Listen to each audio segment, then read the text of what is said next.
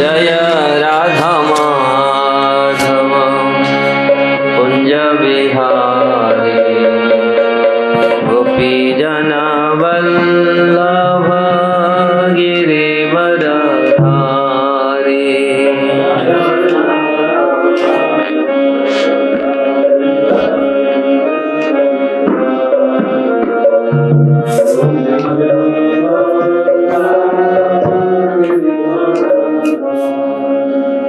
जय राधा माधव कुंज बिहारी गोपी जन वल्लभ गिरिवर धारी।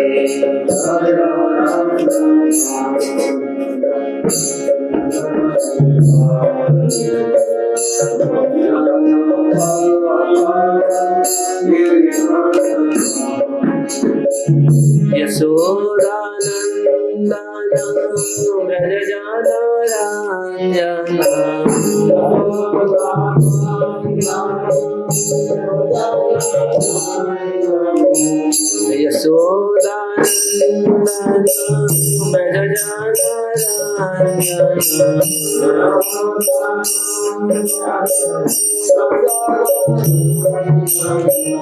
यमुना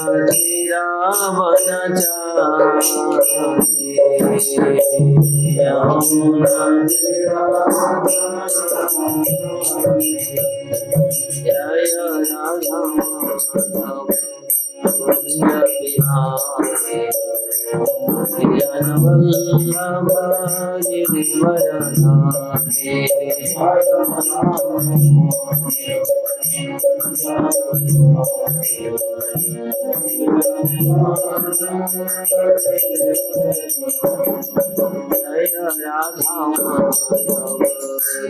कुंज बिहारी जन वल्लभ गिरिवर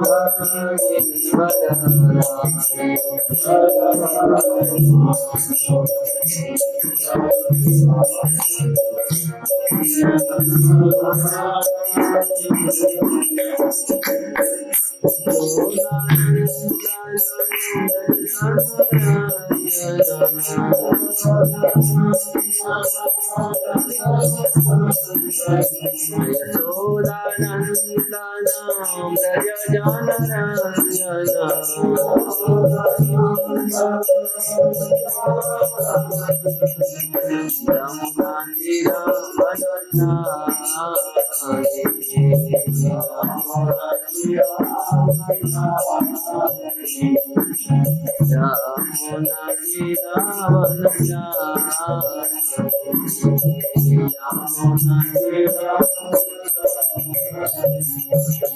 जय राधा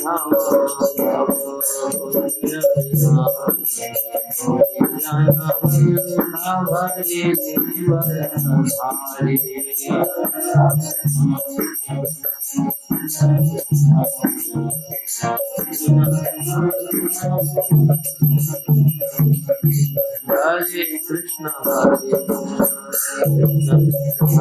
हरे हरे राम राम राम हरे हरे।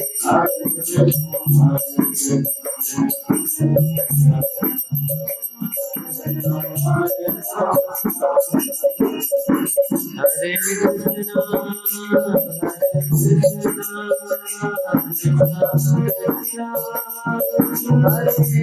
हरे हरे राम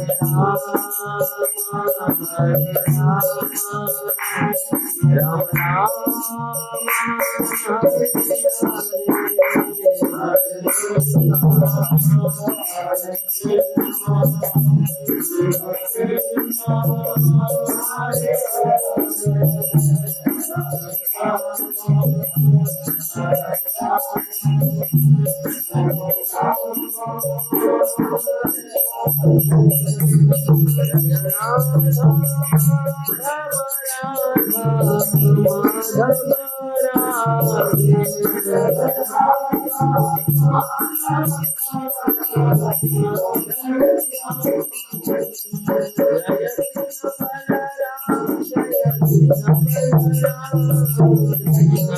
राम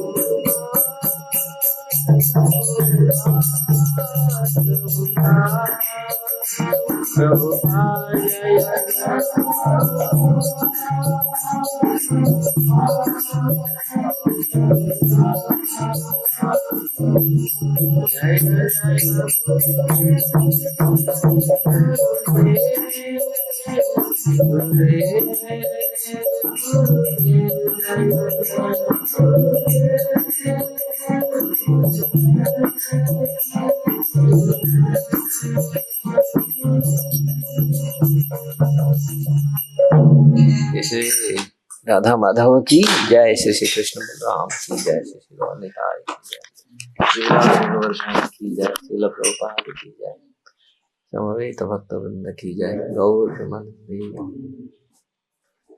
ओम नमो भगवते वासुदेवाय।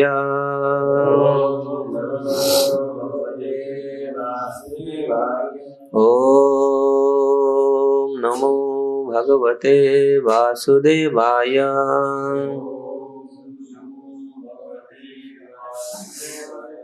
ओम नमो भगवते वासुदेवाय।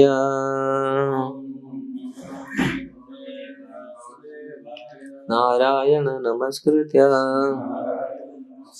नरं चैव नरोत्तमं देवीं सरस्वतीं व्यास ततो जयमुदीरये। नष्टप्रायेषु अभद्रेषु नित्यं भागवत सेवया भगवते उत्तम श्लोके भक्तिर्भवति नैष्ठिके। मुखं करोति वाचालं पङ्गुलं लङ्घयते गिरियत्कृपास्तमहं वन्दे परमानन्दमाधव। श्री परमानंद माधव। श्रीमद्भागवतम की जय। सर्वशास्त्राधि पीयूषम सर्ववेदैकसत्फलम सर्वसिद्धान्तरत्नार्य सर्वलोकैकदृक्प्रद सर्वभागवत प्राण श्रीमद्भागवत प्रभु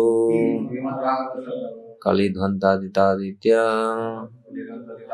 श्री कृष्ण परिवर्तितम परमानंद पाठाय प्रेम वर्षक्षरायते सर्वदा सर्वसेव्याय श्री कृष्णाय नमस्तुमे।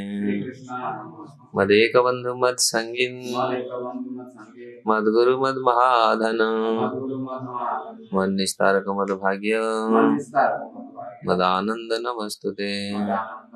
असाधु साधुदायिने अति नीचो चतो कर आनमुंच कदाचिन्म्या प्रेम नरुत्कंठयो स्फुरः।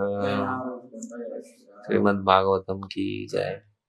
श्रीमद्भागवतम 10वां स्कंद 10वां अध्याय श्लोक संख्या 5 4 हो गया। यदृच्छया च देवर्षिः भगवान् तत्र कौरव अपश्य नारदः देवौ खिवाणौ समबुध्यत। यदृच्छया च देवर्षि भगवान् भगवांस्तत्र कौरव अपश्यान् नारदो देवो अपश्यन् नारदो देवो क्षिबाणौ समबुद्धता जीवाणो समुद्धता यदृच्छया च देवर्षि भगवांस्तत्र कौरव भगवान् तत्र कौरव अपश्यान् नारदो देवौ अपश्यन् नारदो देवो क्षिबाणौ समबुध्यता जीवाणो समुद्धता यदृच्छया च देवर्षि यदृच्छया च देवर्षि भगवांस्तत्र कौरव भगवान् तत्र कौरव अपश्यात् नारदो देवौ अपश्यन् नारदो देवो क्षिबाणौ समबुध्यता जीवाणो समुद्धता यदृच्छया च देवर्षि भगवांस्तत्र कौरव अपश्यात् नारदो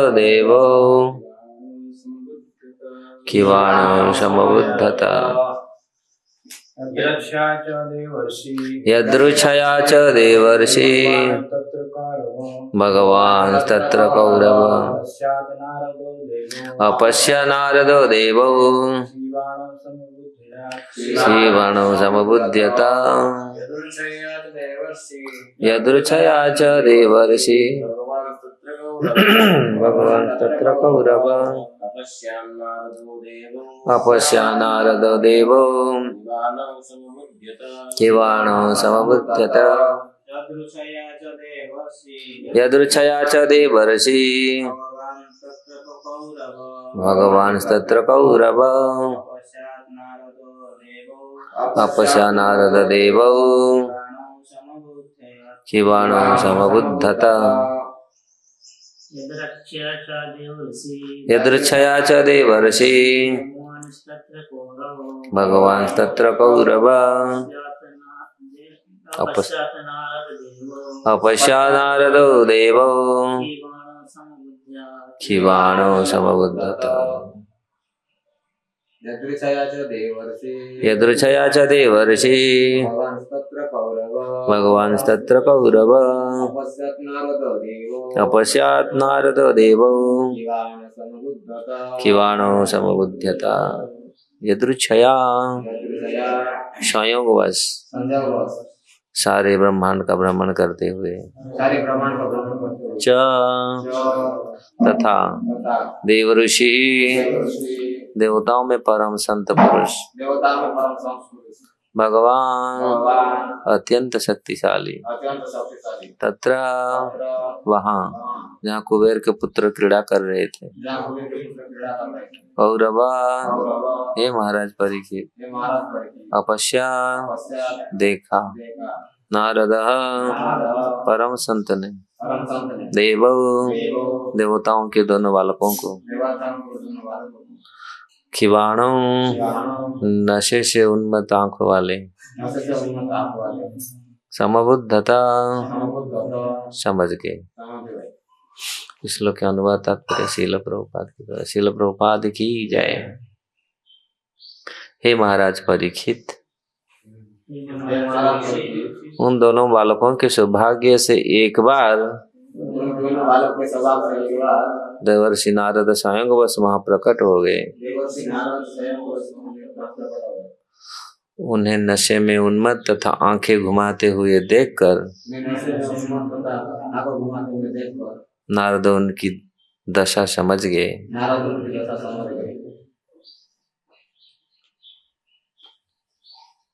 तात्पर्य कहा गया है चैतन्य चरितामृत मध्य लीला के 22वां अध्याय 54 श्लोक में साधु संग सर्वशास्त्र कह लब मात्र साधु संगे सर्व सिद्धि होय।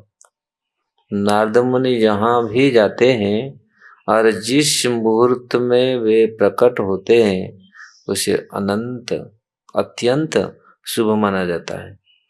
कहाँ भी गया है ये थोड़ा इसको अगरबत्ती को थोड़ा सा यहाँ नाक में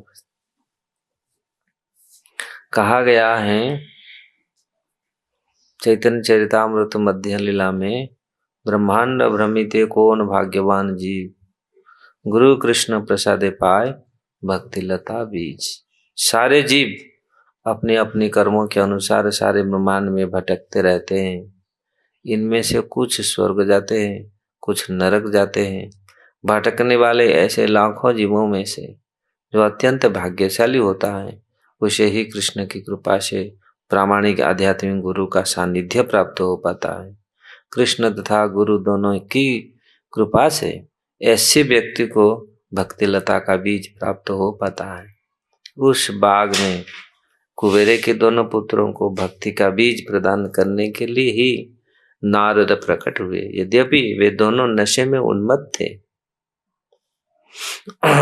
संत पुरुष जानते हैं कि पतितात्माओं पर किस तरह कृपा की जाती है। ओम ज्ञानम तिमिरंधस्य ज्ञानम जनम शलाकया चक्षुरुन्मिलितं येन तस्मै श्री गुरवे नमः। श्री चैतन्य मनोभीष्टं स्थापितं येन भूतले स्वयं रूप कदा मह्यं ददाति स्वपदान्तिकम्। वन्देऽहं श्रीगुरु श्रीयुक्तपदकमलं श्रीगुरुवैष्णवांश श्रीरूपं साग्रजातं सहगण रघुनाथनीतं त्वं सजीवं साद्वैतं सावधूतं परिजनसहितं कृष्ण चैतन्यदेवं श्रीराधा कृष्णपाद सहगण ललिता श्रीविशाखान्वितांश। हे कृष्ण करुणा सिंधु दीनबंधु जगतपते गोपेश गोपिका कांत राधा कांत नमस्तुते। तप्त कांचन गौरांगी राधे वृंदावनेश्वरी वृषभानुसुते देवी प्रणमामि हरिप्रिये। वाञ्छाकल्पतरुभ्यश्च कृपा सिन्धुभ्येव च पतितानां पावनेभ्यो वैष्णवेभ्यो नमो नमः। जय श्री कृष्ण चैतन्य प्रभु नित्यानंद श्री अद्वैत गदाधर शिवासादि गौर भक्त वृंद। हरे कृष्ण कृष्ण कृष्ण हरे हरे, हरे राम राम राम हरे हरे।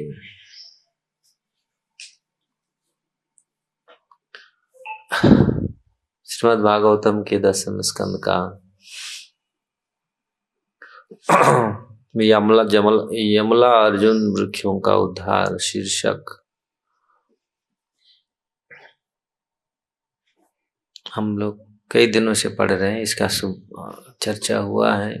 आज किस प्रकार नारद मुनि जैसे भगवत भक्त भगवान के निर्देश में किस प्रकार ब्रह्मांड में घूमते हैं। इसलिए यहाँ शब्द आया यदृच्छया, संयोगवश। यदृच्छया लाभ संतुष्ट द्वंद्वातीतः विमश्चर। भगवत गीता में भगवान इसी शब्दों से भी बोलते हैं। यदृच्छया लाभ संतुष्ट, भगवत इच्छा से, जो इच्छा अनुसार जो होता है अपनी, ये मतलब संयोगवश। ऐसा नहीं है कुछ हम जुगाड़ बनाते हैं, कुछ प्लान बना के करते नहीं। ये इच्छा से, भगवत इच्छा से, भगवान की इच्छा से जो संपादित होता है। इसलिए यहाँ नारद मुनि के हृदय में ऐसे अंतःप्रेरणा हुआ। चलते हैं, देखते हैं। ऐसे तो नारद मुनि घूमते रहते हैं पूरे ब्रह्मांड में जीवों पर कृपा करने के लिए, लेकिन ऐसे तो प्रसिद्ध स्थान था, ऐसे तो कोई ऐसे जगह नहीं था। वो तो पूरी गंगा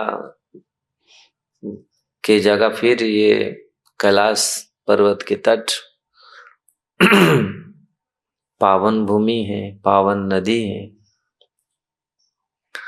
तो इस संयोग वश सारे ब्रह्मांड का भ्रमण करते हुए यदृच्छया, इसलिए यदृच्छया लाभ संतुष्ट।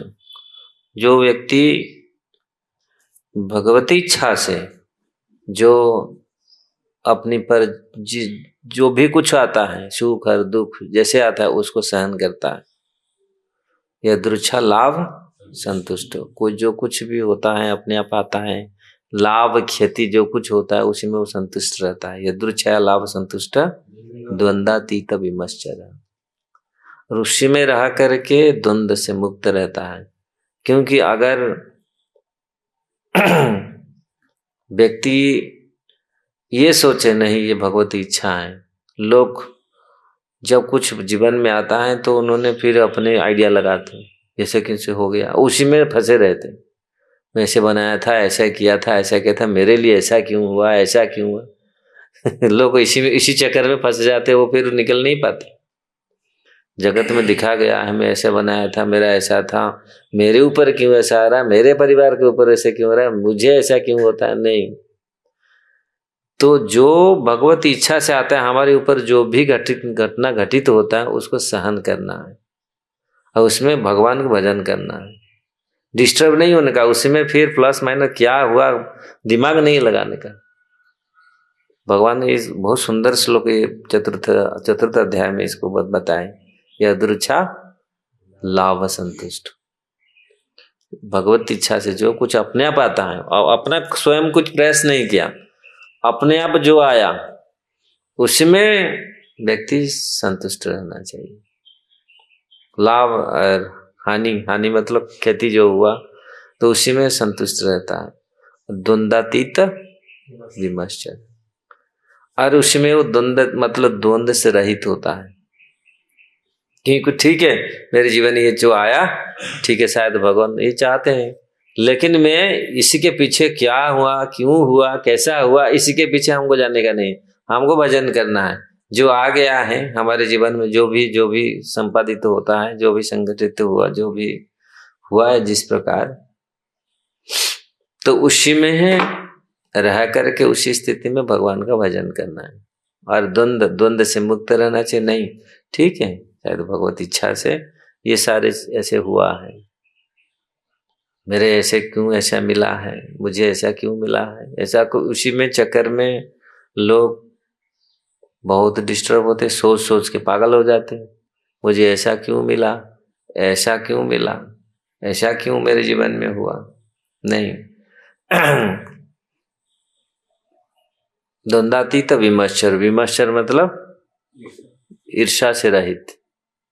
नहीं मेरे लिए ऐसा हुआ, मुझे क्यों ऐसा परिवार में जन्म मिला, मुझे तो वहां होना चाहिए था। लोग इसके चक्कर में ये था, मुझे क्यों ऐसा। अरे जहां भी हो अभी से तो भजन करो। मानव तो कम से कम बना, कुत्ता घोड़ा गधा तो वो तो नहीं बना। कम से कम ऐसे परिवार में जन्म, जैसे भी तो परिवार में जन्म हुआ, परिवार का क्या, हमारे कर्म के हिसाब से हमको जो परिवार मिला जैसे मिला, लेकिन अभी क्या करना है, भगवान का भजन करना है। और इसीलिए द्वंद्व से मुक्त होकर के वो मश्चरता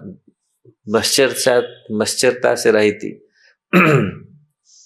सेकंड लाइन क्या है, क्षमा सिद्धो बसिद्धो चा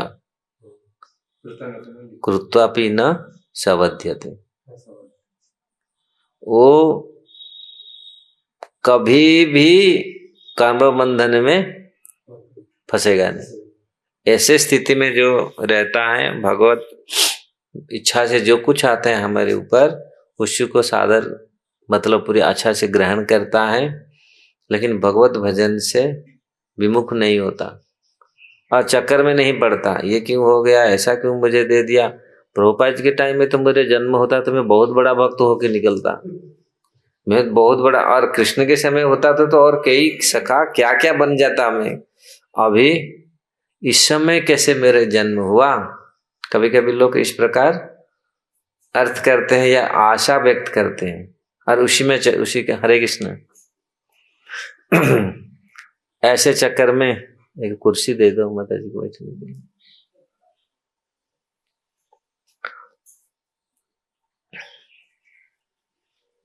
तो इस प्रकार कभी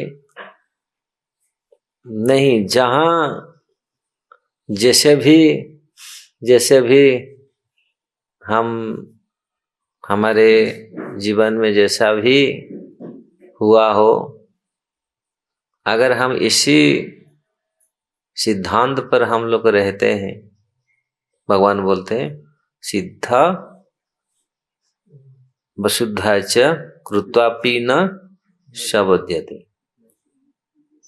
वो कभी कर्म बंधन में फंसता नहीं। इसलिए यहाँ जो यदृच्छया लाभ संतुष्ट व्यक्ति ज्यादातर इसी विचार में रहते हैं।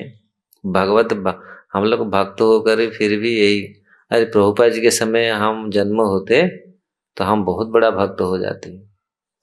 अभी तो हम अभी जन्म हुआ, हम भगवान के समय में जन्म होते तो और बड़ा भक्त हो जाते।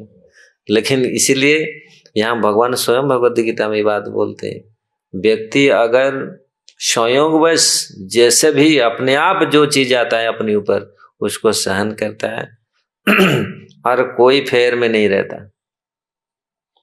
इसलिए यहाँ अदृच्छा नारद मुनि अपनी प्रेरणा से, भीतर से प्रेरणा से आए, घूमते घूमते घूमते मणिग्रीव नल कुबेर के पास आके पहुंचे।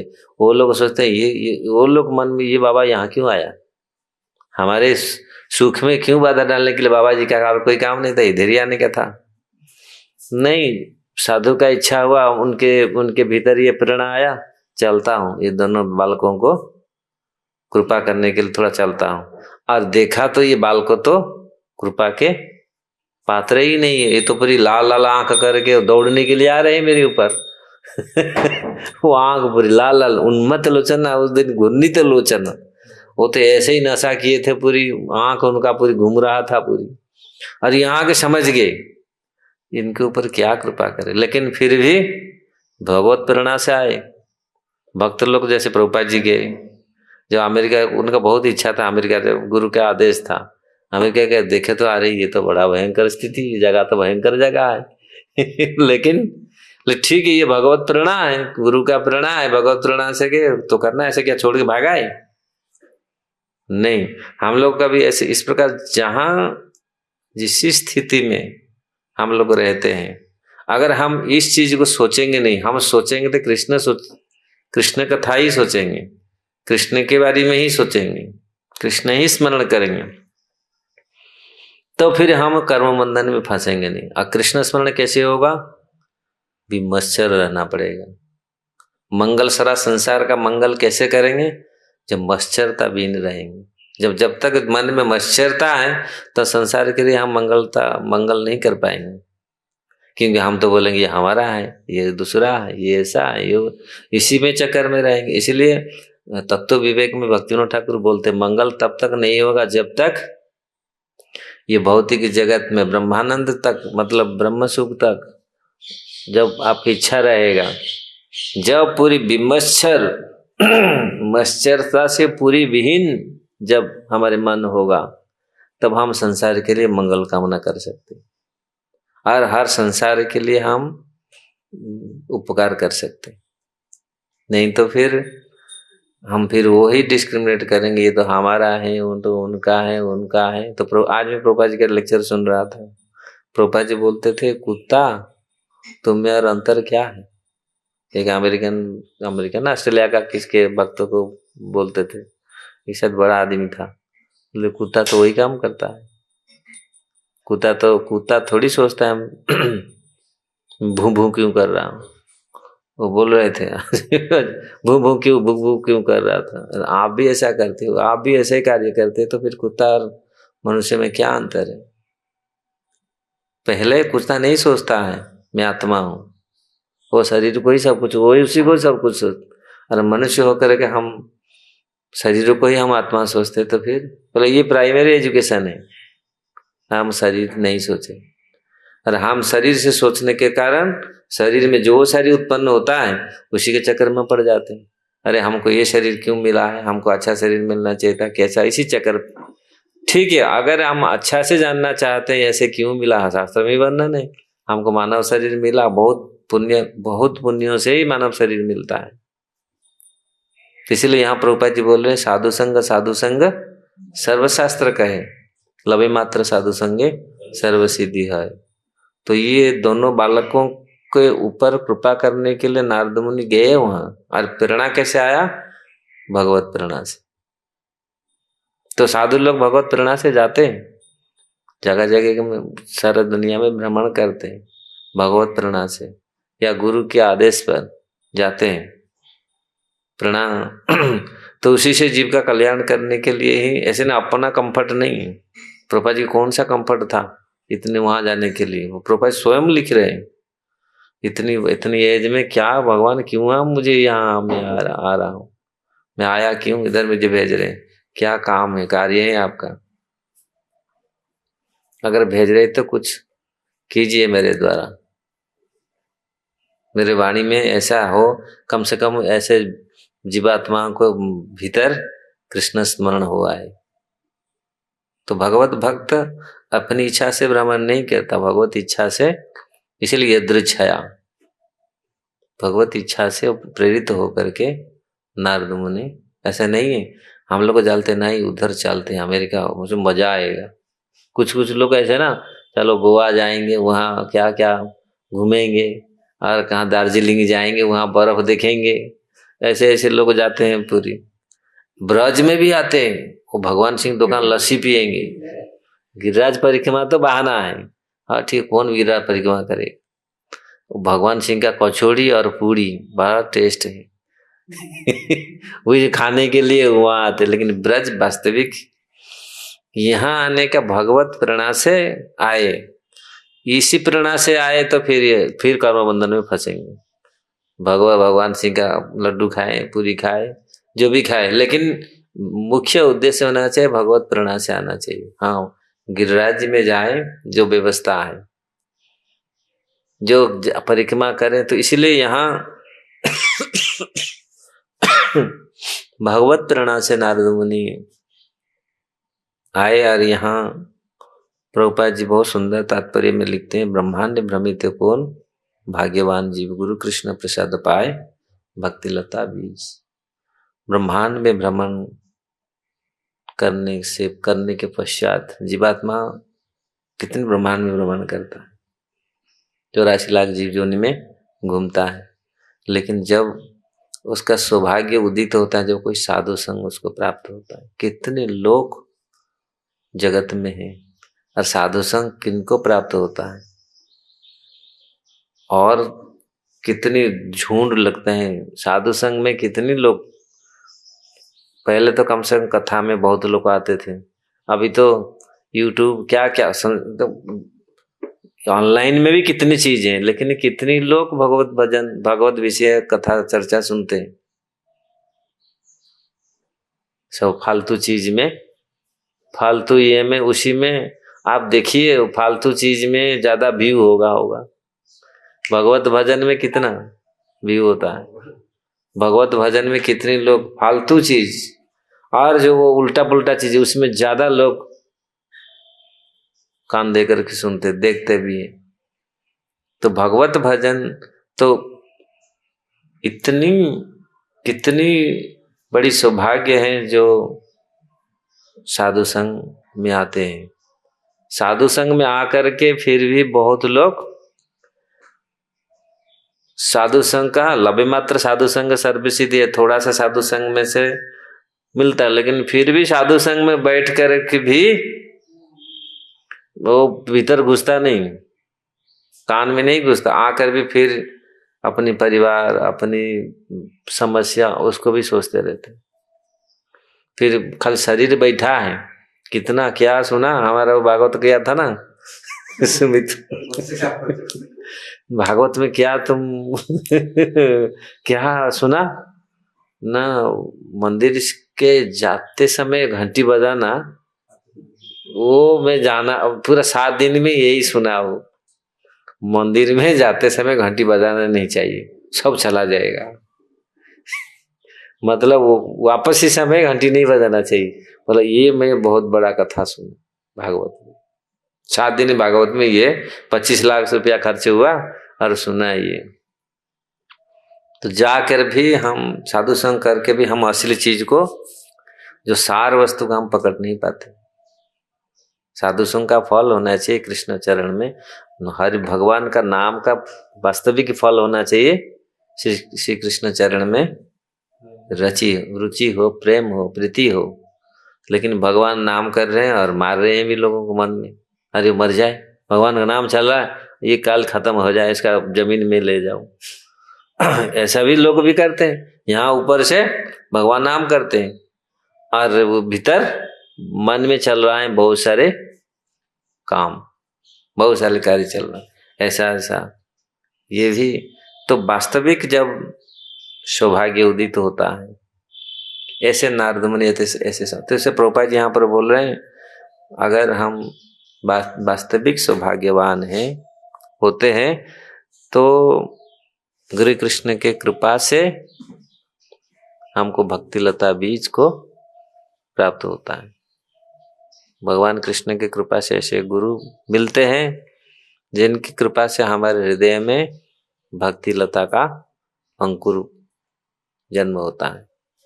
तो उसी भक्ति लता और उसी का हम साधन भजन करते हैं तो भक्ति लता बढ़ करके श्री कृष्ण चरण में जा करके पहुंचता है।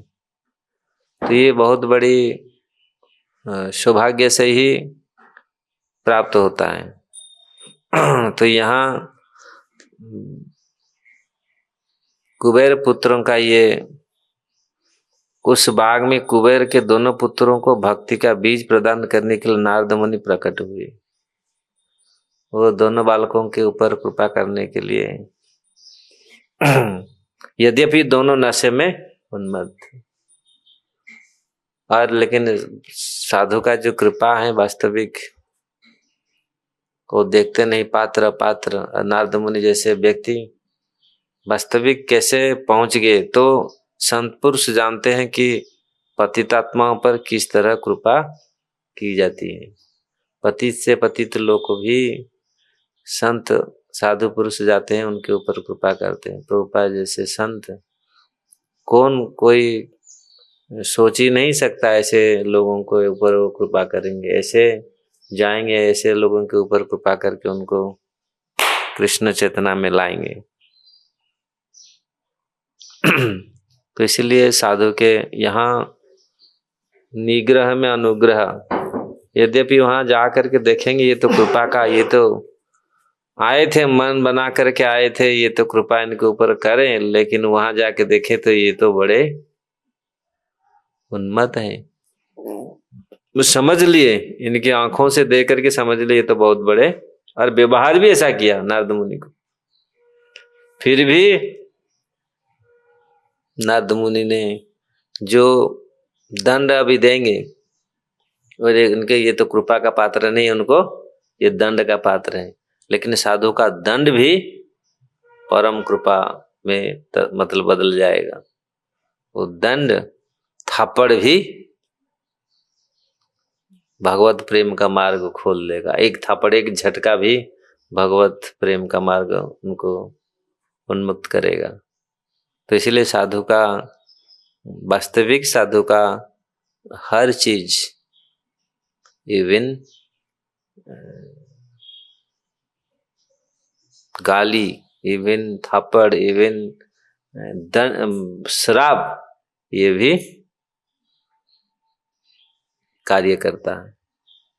जिस प्रकार घर में पिता माता, माँ भी गाली देता है बेटे लोगों को, अच्छा जैसे जैसे करते हैं ना, तो लेकिन माँ का गाली उसको श्राप नहीं होता। जैसे दूसरे लोग गाली देता है, तू मर जा रहे, ऐसे कर जा, ऐसा ऐसा, लेकिन माँ का गाली क्या हमारे उधर बोलते हैं डांट धुला, ऐसे हम लोग वहां बोलते, माँ का गाली, माँ गाली देता है तो मर जाए, ऐसा ऐसा। लेकिन वो वास्तविक गाली उसके खेती के लिए नहीं देता, वो उसको सुधारने के लिए देता है। इसलिए माँ का गाली ऐसे डांट का धुलिना, ऐसे कुछ कहावत है। मतलब उसका वास्तविक उसका परिवर्तन करता है, मतलब आशीर्वाद स्वरूप। ऊपर से दिखेगा, गांव बाहर लोग सोचेंगे अरे दूसरे लोग को गाली देते, साधु पुरुष गाली देते, दूसरे लोग तो उसके ऊपर पड़ता है। ब्राह्मण गुस्सा हो गया और कोई बड़े लोग को कोई गुस्से हो गए, वो लोग उसमें तो पूरी दंड पड़ता है। लेकिन माँ का गाली, तो ऐसे यहाँ भगवत भक्तों का श्राप भी ये आशीर्वाद उनको प्राप्त होगा। इसलिए अपश्यत नारद देवौ क्षीवाणो समबुध्यत, तो उन्होंने देख करके ये नशे में जो आंखों, उनको ना आंखें नशे में था, इसीलिए उसको देख करके ये समझ गए ये कौन सा स्थिति में है। तो इसमें भी और एक साधु लोग देख करके समझ जाती है कौन सा स्थिति में है। आंख से उसको देख से बाहर से देखने से पता चल जाता वास्तविक ये पात्र है अपात्र है, इसको दंड ये कृपा का पात्र है, ये दंड का पात्र है। लेकिन साधु का यही है, साधु का चरित्र, साधु का व्यवहार। तो अगर अच्छे साधु होते हैं तो उनका कुछ भी चीज उनसे निकलता है तो जीव का कल्याण करता है। ऐसा नहीं है गुस्सा हो गए तो ऐसा हो गया, लेकिन नहीं, गुस्सा भी श्राप भी जीव का कल्याण करने के लिए रहता है। तो हम लोग देखेंगे आगे कि किस प्रकार, और उन्होंने इस प्रकार व्यवहार भी करेंगे। ऐसे ऐसे जो जो जो नशा में धूत रहता है तो उसका तो व्यवहार भी ऐसा अच्छा व्यवहार नहीं होगा। उन्होंने किस प्रकार व्यवहार करेंगे इसका भी आगे जाकर के हम पढ़ेंगे। किसका कोई प्रश्न है?